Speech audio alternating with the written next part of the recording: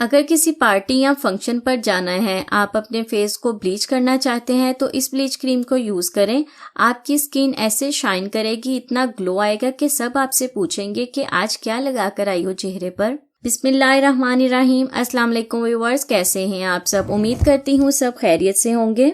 चेहरे की रंगत को निखारने के लिए सब ब्लीच क्रीम का इस्तेमाल करते हैं। आज जो ब्लीच आप लोगों के साथ शेयर कर रही हूँ, इसका रिजल्ट आपको डबल मिलेगा। बहुत अच्छा रिजल्ट मिलेगा इस ब्लीच क्रीम का। चैनल पर नए हैं, पहली बार देख रहे हैं तो सब्सक्राइब कर लें और सब्सक्राइब करने के बाद बेल आइकन के बटन को जरूर दबा दें ताकि मेरी आने वाली वीडियोस है ना आप लोगों से मिस ना हो। तो स्टार्ट कर लेते हैं आज की स्पेशल रेमेडी बनाने के लिए हमें सबसे पहले चाहिए ब्लीच क्रीम।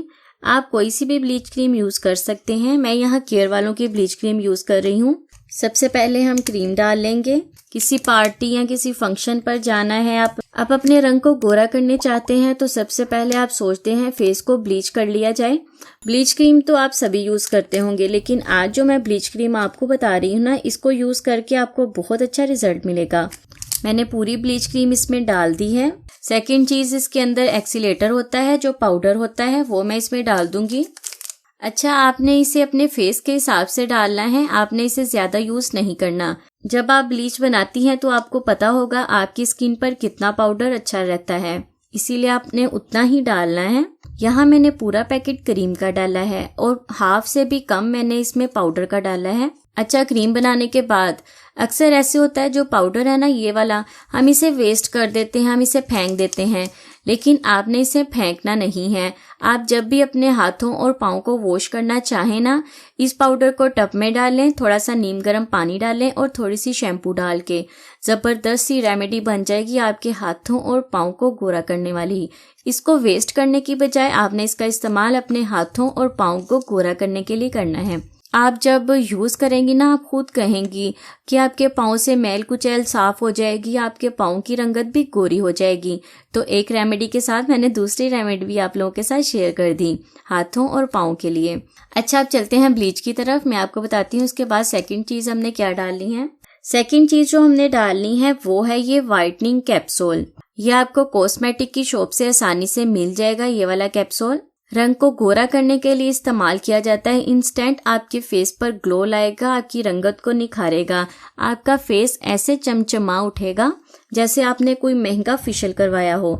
फेशियल नहीं, आपने सिर्फ ब्लीच ही यूज की है, ब्लीच से ही आपका रंग इतना गोरा हो जाएगा। ये है ना पाउडर टाइप होता है कैप्सूल, इसमें लिक्विड नहीं होता, पाउडर होता है। ये देखें, ये पाउडर मैंने इसमें डाल दिया है।